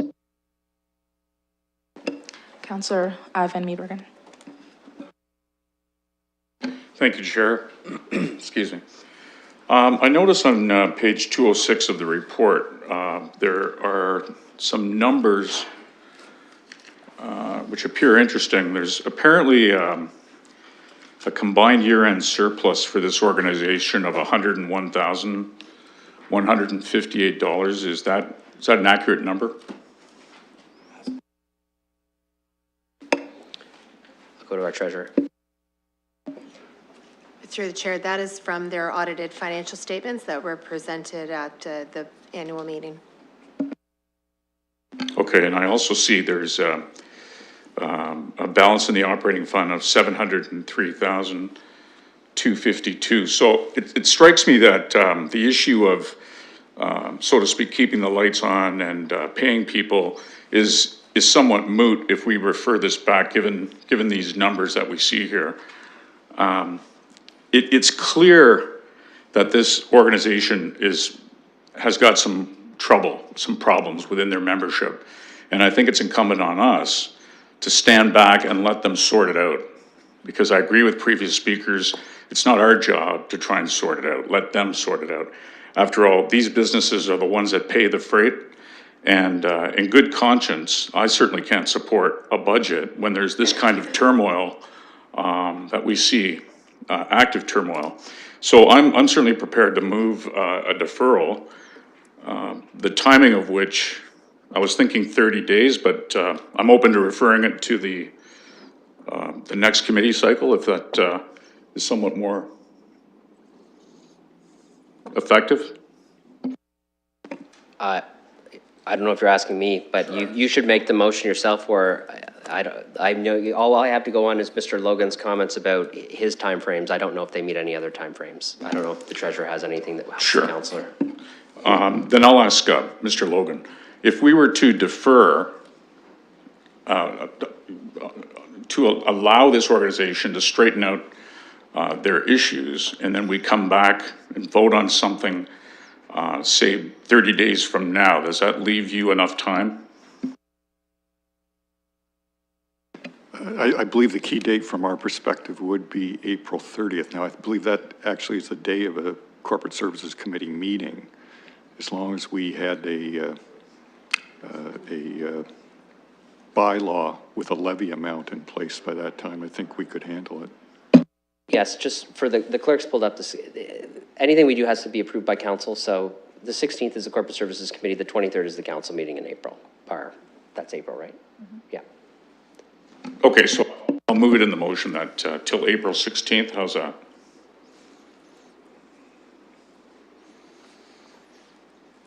So you want to refer to the April 16th meeting of the Corporate Services Committee, this budget? Correct. We can work on language for you. Would there be a seconder to that? Okay, there's going to be a mover and a seconder. I do have a speaker's list. I have other people waving their hands at me, so I think I'll just look to the people on the speaker's list whether they want to speak on the deferral now, or if they want me to start a new speaker's list. I have Councillor Hillier, Councillor Van Holst, and then Councillor Helmer. Are you looking to speak on the, okay, so Hillier, no, Van Holst. Thank you, Mr. Chair. One other option for council, in light of the fact that there seems to be some motion happening with this later today, I guess. This could be deferred till council, and then we could bring forward the motion that Councillor Van Meerbergen is suggesting. By that time, in council, there may be a resolution, and we wouldn't necessarily be making a firm decision on that, or something that we would have to reverse if more information did come forward. So there does seem to be at least a week of opportunity for the members and the board to work this out. Councillor Helmer, or Deputy Mayor Helmer, sorry. Thank you. I think it's important that we check in with the board of the BIA through the chair to get a sense of when this committee that is working through these issues is expected to report back, because what we're talking about is having a meeting in what I expect to be a months-long process of review. Like, it's not something that's going to be resolved next week. And I think we have to get some clarity around expectations, because, for example, the board could go back to the membership and have another vote on this budget. Maybe it would be a different result. I mean, the last time it failed, it was pretty close. It could go a different way. They could go back with a different budget. I think that the idea is that they're going to work through this process with the government and then come back with a bunch of changes, governance related, other things, and that the timeline for that is not April. So I wonder if the board could just speak to that directly. Yeah, and I have board members willing to speak, so go ahead. Councilors, the ad hoc committee that was set up will meet today for the first time. The ad hoc committee is scheduled to report back to the board the early part of June.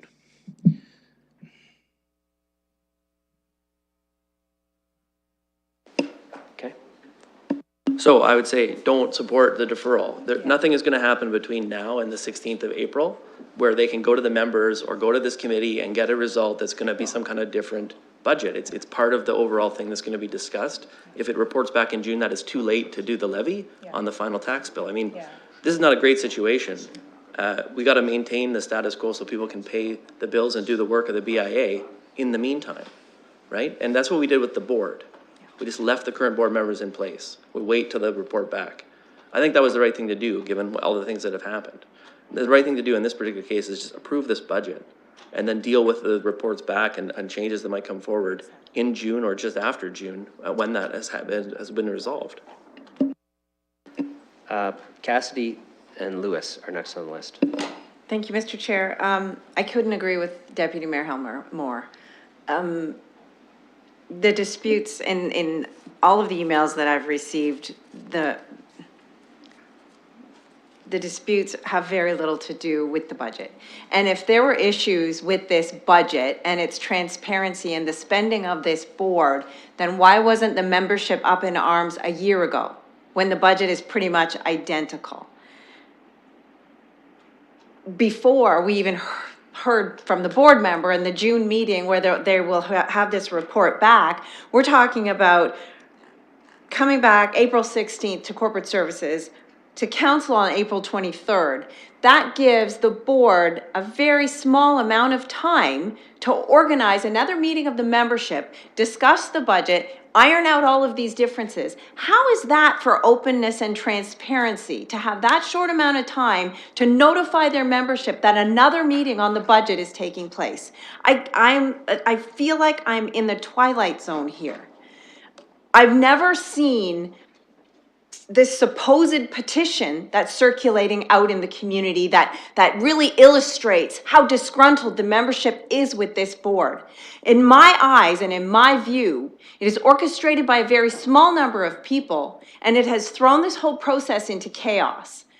I apologize through you, Mr. Chair, to our treasurer for anybody calling her judgment and professional expertise into question, because she has provided us with a recommendation based on her role as city treasurer, asking us, recommending. Point of order. Point of order? Okay. It's got to be a Yeah, point of. actually, Not a point of personal privilege. sorry, so only a member of committee can raise a point of order, unfortunately. So, you know what, you're on the speakers list, so. So when I dispute that I have not made an error in process, which is what a point of order is, if somebody doesn't like I didn't what allow a point of order, Councilor Okay. Cassidy, so you can. I do know, that. I'm just making sure people understand what a point of order actually is, because sometimes people don't. And then they can challenge the chair. So, Mr. Chair, we have a very chaotic situation right now. It is up to the board and their membership to iron those differences out and work them out. For the time being, we need to allow the board to get on with the business of the board. And at the very least, I would agree with leaving the current budget as is. Let's leave it as if it's the 2018 budget, which is basically what the 2019 budget is. And let the LDBA sort out their differences and their problems with their membership. Councilor Lewis.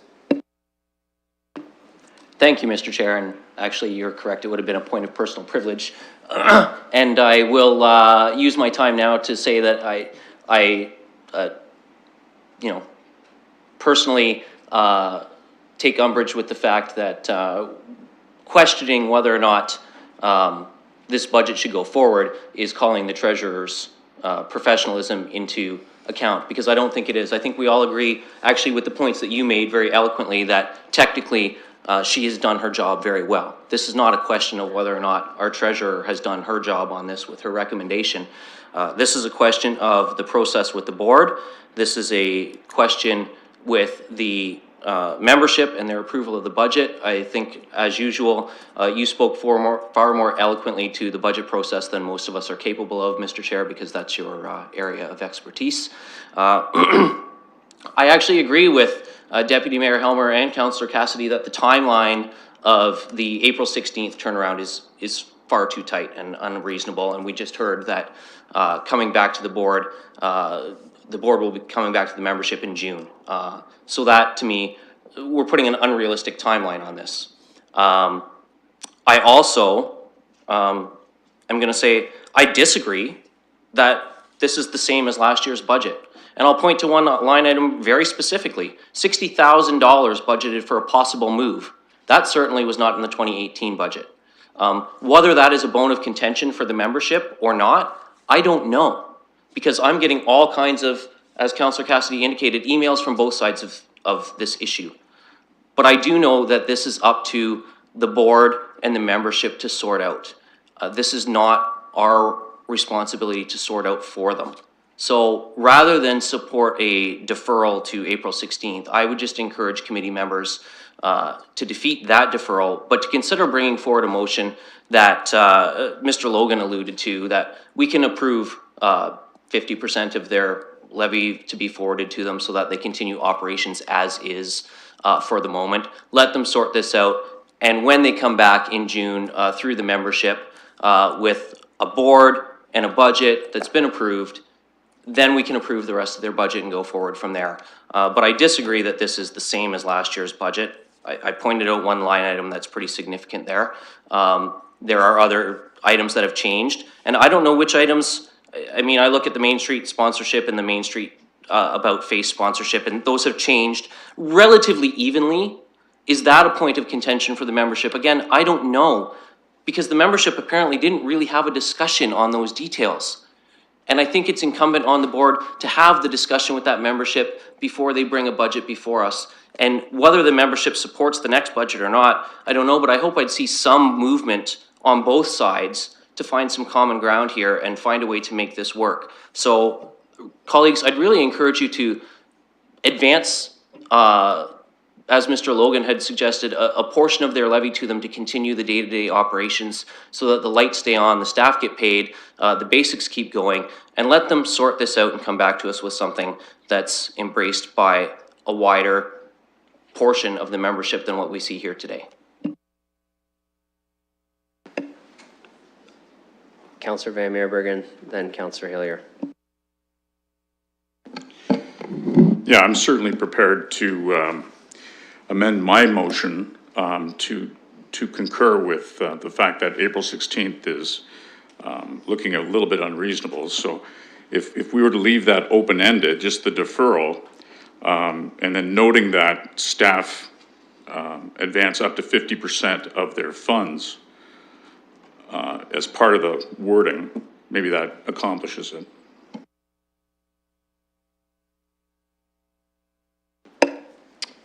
Okay. Yes, you can obviously change your motion if the seconder wants to. I might suggest at some point, colleagues should, I'm going to be careful because I'm chairing, make sure that what you're trying to do is achievable by asking our staff the questions to ensure that it is, so that we're not assuming certain actions by taking, certain places. So. Therefore, I'll ask Mr. Logan if that is a reasonable concept from your perspective. Since reasonable is an opinion. Is it doable? Based on what you described, it would be impossible to put the BIA billing on the final billing that would be issued at the beginning of June if they're not going to resolve the budget until after that. In that eventuality, we'd have to look at other ways of carrying out a billing for BIA that would have to be done separately and apart from the final billing for the year. We wouldn't want to delay the entire billing of the city over the BIA issue. So my question then, more precisely, regarding just strictly BIA, I heard you mention that you can advance up to 50%, and that doesn't necessarily have to be at the beginning of June. Is that correct? Well, subject to what legal may say here, I guess council can approve a budget part of it, I would assume, and complete the approval of it later. But I defer to the legal department as to. I might want to just check with that, given that our staff suggested it. So do you understand what's being asked, Mr. Card? Yes, I think the question is whether or not we could go with approving, say, a percentage of the budget. And I consider that problematic because some of the items, for example, management of the Main Street budget line involves revenue from the city and expenditures that almost track that revenue. So if you cut the expenses, we wouldn't be getting what we were paying for as a municipality. So I think that's just an example. I think it's problematic to just arbitrarily reduce it by a percentage because you end up with some problems. It's like taking a clock apart, putting half the parts back in and expecting it to work. It probably doesn't. I think it would be safer. I mean, I think what the act anticipates, although it says in whole or in part, is more that you might go through the budget and strike things that you didn't approve of. You can't add things to the budget, but you could strike them. And if you struck them, then that would result in some changes to the budget, and that would be within your power. But simply approving a percentage of it, I think, is likely to create unanticipated problems. Councillor Van Meerbergen. Okay, so, excuse me, so maybe just backing it up a bit. I think most of us here want the component businesses of this organization to have their say in this budget. So the question then is, how do we make this workable so that they can indeed do that? I see that there's surplus funds here in the tune of $703,000. So perhaps it's not even necessary to advance anything. Defer this back on an open-ended basis and then have it come back. And in the interim, they can use the funds that they certainly have now. That is apparently the case. I'm going to proceed through the speakers list. Councillor Hillier, Councillor Helmer. To continue what Councillor Paul Van Meerbergen said, how much is in the operating fund now? It was at 703 at the time of the report. How much is in there now?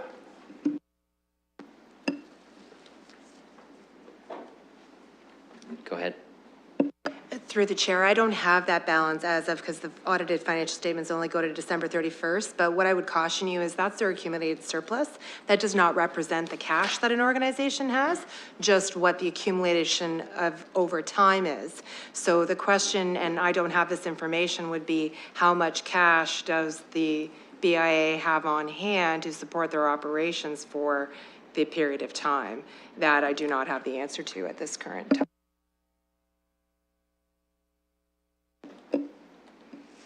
Councillor Hillier. No? Councillor Helmer. Okay, I'm going to try, I don't know, one more time. So I am not interested in playing armchair quarterback to the board of the BIA about how they spend the money in their organization. I don't know if it's a good idea to move their operation. I don't know where they are in that process. It is not my role on this committee to second guess their decisions as a board of management. And I do not want us to get into that for this BIA or for any of the BIAs in the city. So we need to look at the budget and say, is this reasonable? And there's two aspects to the budget. One is the revenue side, right? Which is part of why we're dealing with this and it's so difficult, is because there's a special levy that has to be levied to raise the money to give to the BIAs so that they can spend money. And when I say that the budget is the same, I mean the levy amount is basically the same. The only difference is that the vacancy rebate is gone, and so that they're going to actually receive the full amount instead of losing some to vacancy rebates. So I'm totally comfortable with levying that amount and providing it to the BIA to spend in accordance with the budget. I do anticipate that if this governance task force that's working on these pieces, this committee, comes back with a different expenditure mix partway through the year, that we might be dealing with a revised budget. And that would be an appropriate thing, and that's how we should handle it. So I think you got to approve the revenue side for sure. Approve the expenditure side now, and then if there's some revision to it in the future, we can handle that. That could happen with any of these BIAs. They could come forward with some change of plans, and we could deal with it then. But if we don't approve the budget now, we were not going to be able to levy the money, right? That's the quandary that we're in. And so I would just encourage people, there's deferrals and everything. I know we're trying to solve the problem, but I don't think that's really solving the problem. The problem is not going to be solved until June when people come forward with either the same or some alternative mix of expenditures. Because there's very little dispute about the revenue side. I don't hear people saying you should be levying less revenue. With committee's indulgence, because there's no one on the speakers list, I have a question for our staff based on what was said. Is it possible to approve the budget as presented, but provide some restriction on, say, the flow of the second component of the levy money until certain conditions are met that council might determine. Is that actually possible?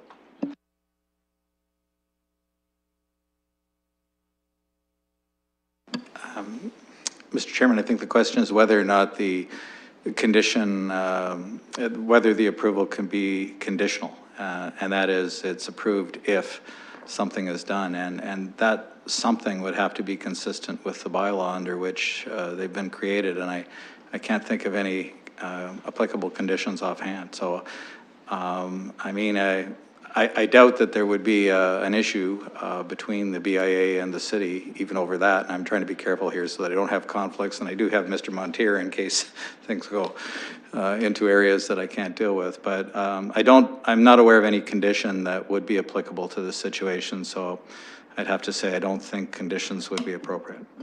All right, well, worth a try. Thanks for answering the question. Mr. Mayor.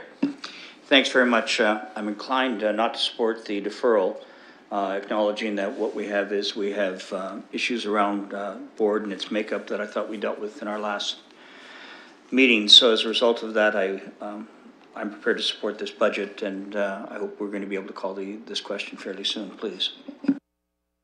Well, what I have to do is check in with the mover and the seconder of the deferral, which they were not satisfied with the language, but they haven't provided me with updated language. They also haven't withdrawn it, so I'm going to go back to Councillor Van Meerbergen and Councillor Hillier, who have, what we have on the screen right now is a deferral to April 16th, but you've said you wanted to make changes. I've not allowed you to do that yet, so go ahead. Well, with the agreement of the seconder, we'd like to remove the date that's specified in the motion and just leave it open, so it'll just be a deferral. Okay, we can adjust that language on the screen with the seconder's permission, and I think we're getting near the point where we've exhausted most of the debate on this particular deferral, but I will look to committee colleagues on if they have additional comments or questions, given that change. Yes, it's a moved and seconded deferral, and I have to deal with it. So, Councillor Helmer. So it seems like Councillor Van Meerbergen and Councillor Hillier, through the chair, are trying to, make this work by removing the specificity from the timeline. But we've heard from Mr. Logan that if we don't get it resolved between now and April 30th, that it doesn't solve the problem of putting the levy on the final tax billing. So no time between now and then is going to solve the issue, because we're not going to hear back from people until June. That's the fundamental problem. We're not going to hear back until June. The tax levy stuff needs to be sorted out by April 30th. So it's not something that can be resolved by removing the date, so I'm still going to vote against the deferral. Okay, if there are no other speakers, I'm going to put the vote on the deferral up. Okay, moved and seconded. It's on your screen if you want to make sure. You might need to refresh just by clicking current item to get rid of the April 16th language, but it should be there, and then I'll put it up for voting.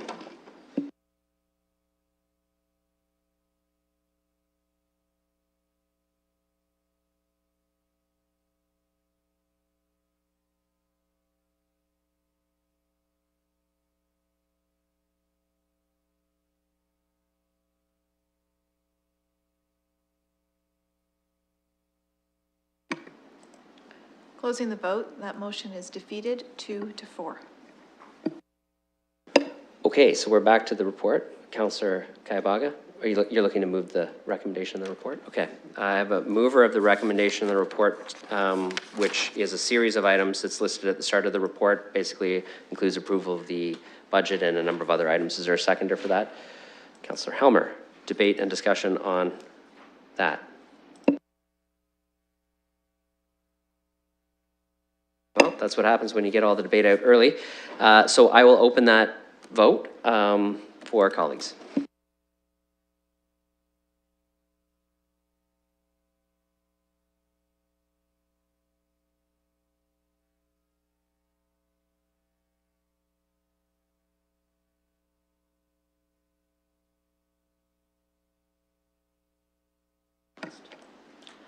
Closing the vote, and that motion is lost 3-3.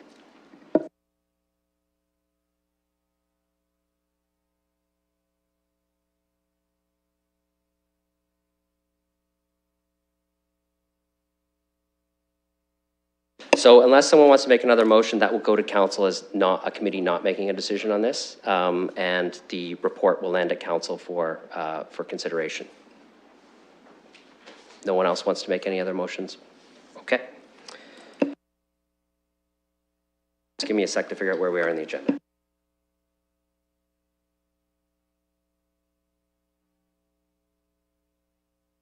Uh, 4.2 is a special meeting of the SPPC committee.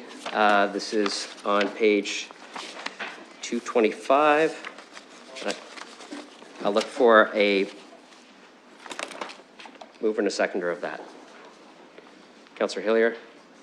Of the, basically the motion contained within the correspondence is what we're looking for.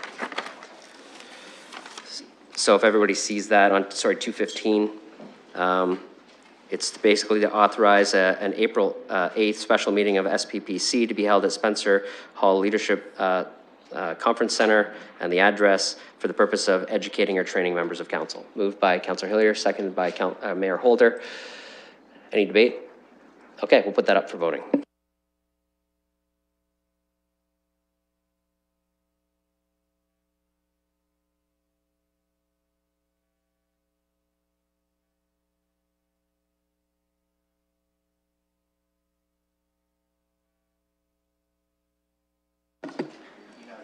Closing the vote, that motion's passed 6-0.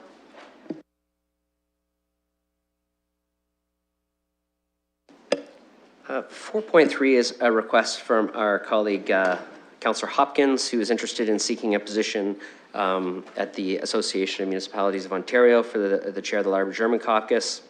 We have a motion prepared that is related to that. I'd look to see if there's a mover and a seconder. Any discussion? Moved by Mayor Holder, seconded by Councillor Kaibaga. Any comments? Otherwise, we'll wish Councillor Hopkins luck on this. We'll open this for voting.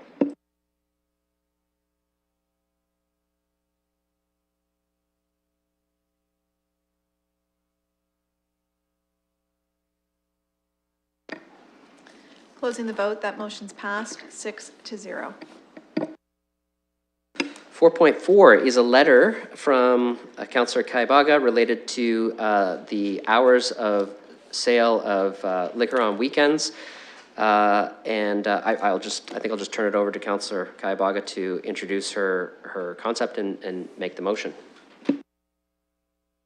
Thank you, Mr. Chair. So last November, the AGCO Commission announced that effective of December 2nd, 2018, the off-site winery retail store and Liquor Control Board of Ontario stores, including agency stores, the beer store, and the authorized grocery stores, including the wine boutiques, would now be permitted to sell liquor between the hours of 9 a.m.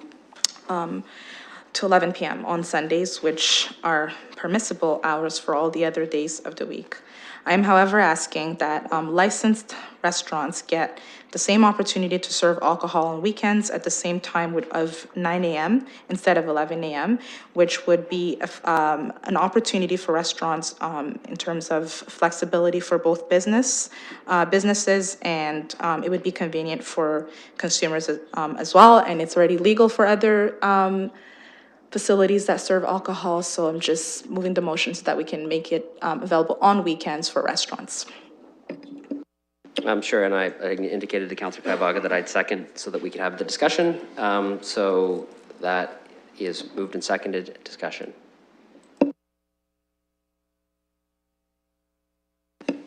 Councillor Lewis. Thank you, Mr. Chair. Thank you for recognizing me on this. I want to thank Councillor Kaibaga for her initiative on this. I was happy to co-sign that letter. I think this is a great idea. It certainly provides an opportunity for our restaurateurs, and I will be looking for, since we're not on a committee together, there's no danger of quorum. I'll be happy to join Councillor Kaibaga for a mimosa once we get this in place on a Saturday morning at a breakfast location of her choosing. Is there any other discussion? Okay, Councillor Hillier. I'd like to thank Ariel Kaibaga for bringing this forward, and I know a lot of restaurants and buffets in town will be very much looking forward to an interesting change in how they serve breakfast. Yes, I'll just, from the chair, just add my support. I know originally there was a draft of the letter that had both Councillor Lewis and I on it, but we didn't quite, I was at the FCM at the time, didn't quite respond to the email by the deadline, so we got it submitted anyway. So I'm very supportive of the work that she's done on this. It's excellent, and we'll see what happens. So, all right. Oh, sorry, Councillor, I thought that was it, but Councillor Van Meerbergen and Mayor Holder. So, clearly Scotch is excellent with eggs and toast, and I just had to say that. Mayor Holder. Yeah, wait till the gallery's clear, that's important. Chair, through you, the only thing that surprises me actually is that while I appreciate the provincial government is giving a lot of latitude to jurisdictions to control their own destiny on a number of issues, the only curious thing is I would have imagined this would have been a province-wide declaration. But having said it, again, salute to Councillor Ward 13 for putting this forward. I appreciate her doing that. We'll play in the rules that we've got to play in. It's just a little odd to me that it's not a provincial, that's all. Great. Everybody's spoken. Almost everybody. Everybody who wants to speak has spoken, so let's open this for voting.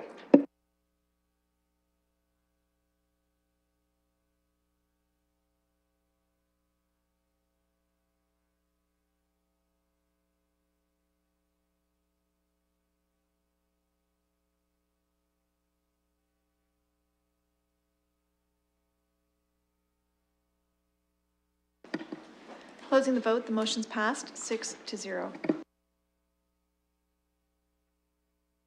Okay, colleagues, we have no deferred matters. I don't believe there's any additional business. Seeing none. We have 7 items which are listed on the public agenda for in-camera discussion. My intent is to seek a motion from colleagues to move into camera and to then go back into a public and adjourn from the committee room since we've exhausted the rest of the agenda, so we will not be returning to this room. I would look for a mover and a seconder to go into camera. Van Meerbergen, Hillier, and we'll open that for voting.